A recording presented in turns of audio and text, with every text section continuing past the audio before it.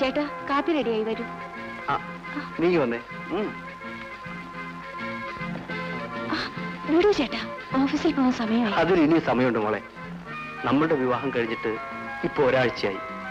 ഇതിനിടയ്ക്ക് നീ ആഗ്രഹിക്കുന്ന ഏതെങ്കിലും ഒരു സ്ഥലത്തേക്ക് പോകാനോ ഒരു ദിവസമെങ്കിലും സ്വൈര്യമായിട്ട് നിന്നോടൊപ്പം കഴിയാനോ എനിക്ക് സാധിച്ചിട്ടില്ല.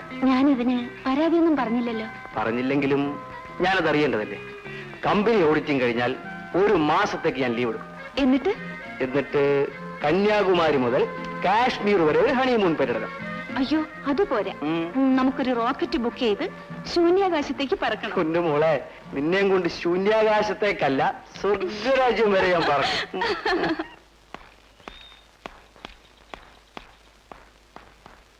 നേരത്തെ വരണേ. എന്താ ആലോചിക്കുന്നത്? ഒന്നും മറന്നില്ലല്ലോ. ഒരു പ്രധാനപ്പെട്ട കാര്യമാണ് മറന്നുപോയത്.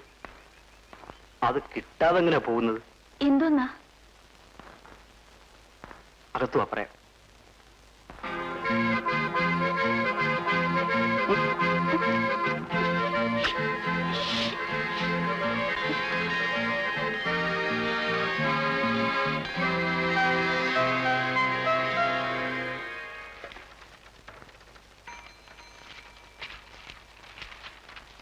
ഇത് പെട്ടെന്ന് ടൈപ്പ് ചെയ്യാൻ മാനേജർ പറഞ്ഞു.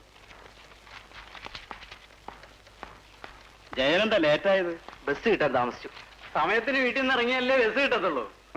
മധുവിധുവിന്റെ ലഹരിയില് ബസിന്റെ സമയമൊക്കെ മറന്നു. മാത്രമല്ല, അക്കൗണ്ട് സാർ ലവ് മാരേജ് നടത്തിയിരിക്കുന്നത്. അതുകൊണ്ട് ലഹരി ചിലപ്പോൾ കൂടും. കല്യാണം കഴിഞ്ഞതോടുകൂടി എന്നെ കമന്റ് അടിക്കാൻ ഒരു ഐക്യമനുണ്ട് ഉണ്ടായിട്ടുണ്ട്. എന്തായാലും നിങ്ങളുടെ കമന്റ് ഒക്കെ കഴിയട്ടെ, എന്നിട്ട് ജോലിക്കാറാം. ജയൻ സാർ മാനേജർ വിളിക്കുന്നു. ഇതങ്ങോട്ട് വെച്ചേക്കാ. ശരി.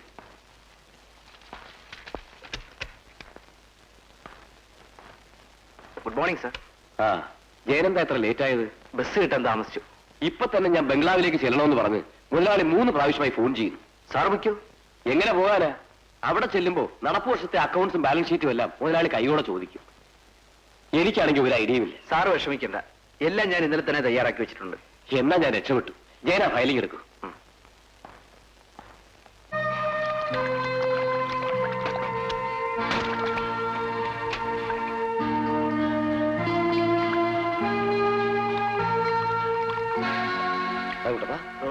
റെഡിയായോ?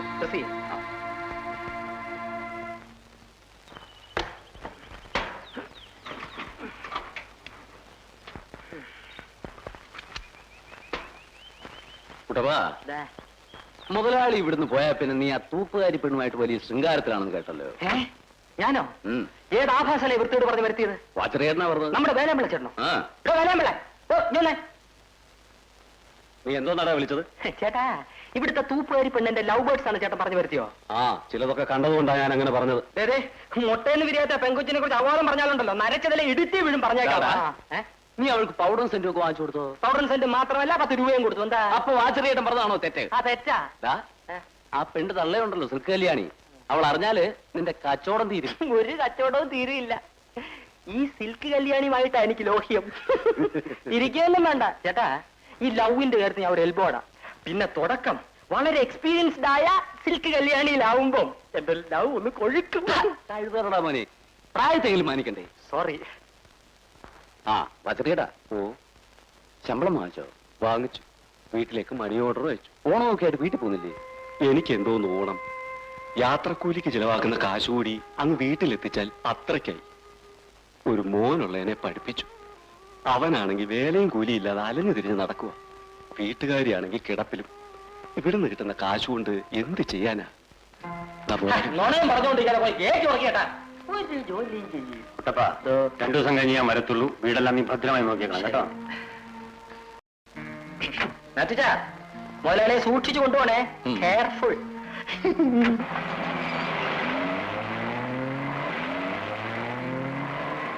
ചേട്ടാ, കേട്ടടച്ചിട്ട് നുണ പറഞ്ഞോ?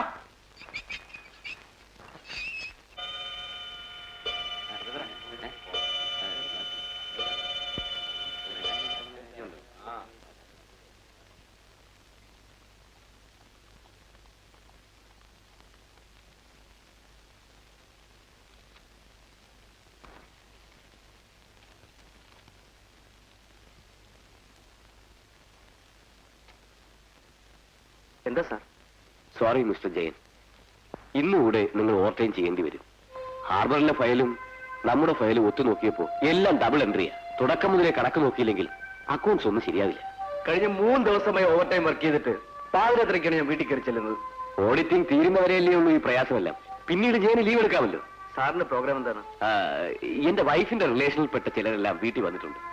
എനിക്ക് പോകാതിരിക്കാൻ പറ്റില്ല. ശരി സാർ വെക്കണം. വരട്ടെ ജയൻ.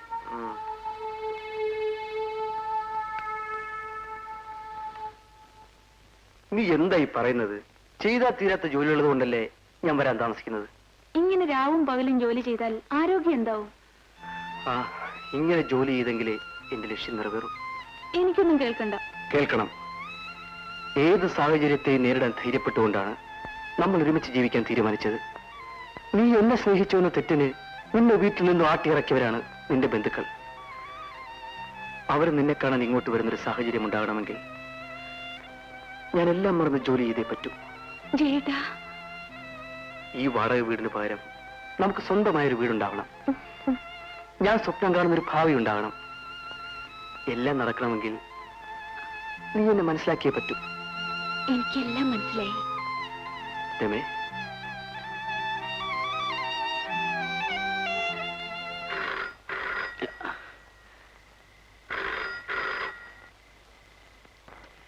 ഹലോ, ഞാൻ ചന്ദ്രശേഖരനാ.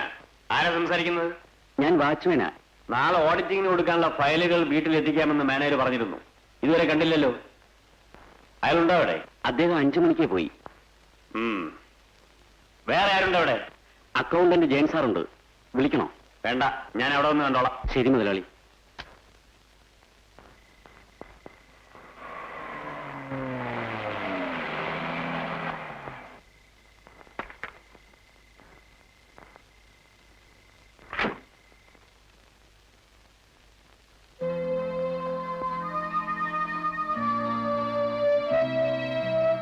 എന്താ ചെയ്യത്? ഇത്ര രാത്രിയായിട്ടും വീട്ടിൽ പോകാറായില്ലേ? 2 ആഴ്ചയായി ഞാൻ ഓവർ ടൈം വർക്ക് ചെയ്യണം സാർ. ഈ അക്കൗണ്ട്സ് എല്ലാം സബ്മിറ്റ് ചെയ്യേണ്ട ലാസ്റ്റ് ഡേറ്റ് നാളെയാണ്. അതുകൊണ്ടാ. ഏതായാലും ജയൻ നല്ലപോലെ റെസ്റ്റ് എടുത്തിട്ട് ജോലി ചെയ്താൽ മതി. ഇപ്പൊ വീട്ടിൽ പോയിക്കോളൂ. എനിക്കിനിയിപ്പോ ബസ് കിട്ടില്ല സാർ. ഓ, അത് സാരമില്ല, ഞാൻ കൊണ്ടുവിട്ടുതരാം. വരും.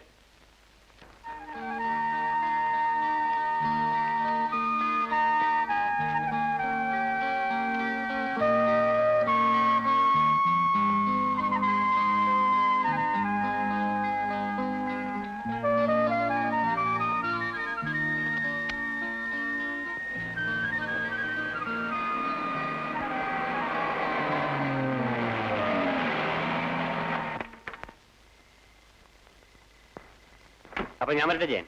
വരണം സാർ. വീട്ടിലൊന്ന് കയറിട്ട് പോവാം. അയ്യോ, ഇപ്പൊ വേണ്ട, പിന്നൊരിക്കലാവാം. സാർ ആദ്യമായിട്ട് വരികയല്ലേ, ഒന്ന് കയറിട്ട് പോവാം. ആ, എങ്കിൽ ശരി.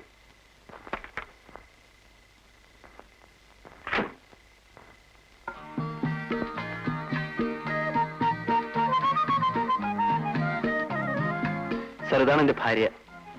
നമസ്കാരം. നമസ്കാരം. വരൂ സാർ. ഇങ്ങോട്ടിരിക്കാം സാർ. Thank you. ഞാൻ പോയി കാപ്പി എടുക്കാം. അയ്യോ, എനിക്കിപ്പോ കാപ്പിയൊന്നും വേണ്ട. ഈ അർദ്ധരാത്രിയിൽ സാറിന് ബുദ്ധിമുട്ടിപ്പിച്ചതിൽ എനിക്ക് വിഷമമുണ്ട്. വിഷമം തോന്നുന്നു എനിക്കാ.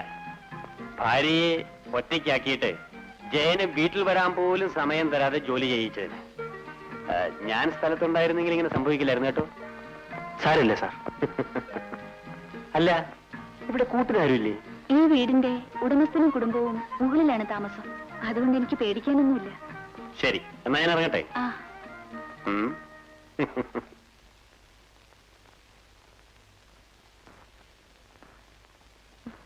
So good night. Good night.